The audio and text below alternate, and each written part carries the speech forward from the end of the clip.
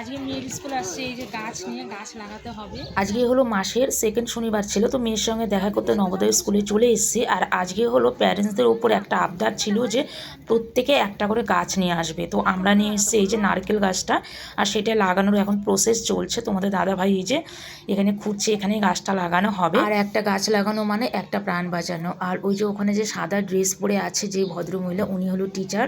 উনি আমাদেরকে বলেছিল গাছ নিয়ে আসার জন্য। তো সব প্যারেন্টসরাই নানা ধরনের গাছ নিয়ে এসছে। আমরা তো এই তো নারকেল গাছটা নিয়ে এসেছি।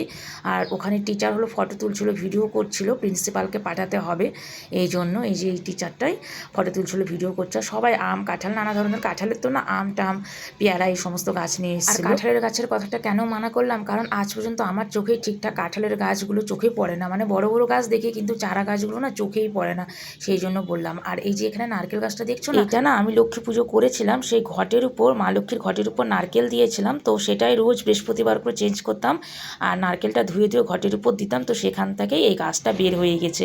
তো যাক, সেই গাছটা আমার একটা কাজে লেগে গেল, সেটা আমি নবোদয় স্কুলে লাগিয়ে দিলাম, জানো তো বন্ধুরা। গাছ লাগাও প্রাণ বাঁচাও।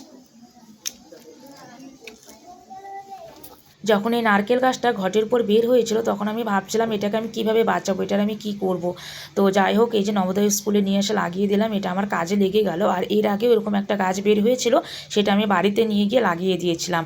আর তার আগে একটা গাছ বের হয়েছিল, সেটা আমি বেলকুনিতে লাগিয়ে দিয়েছিলাম, মারা গেছিলো। ভীষণ আমার খারাপ লেগেছিলো গাছটা মারা যাওয়াতে।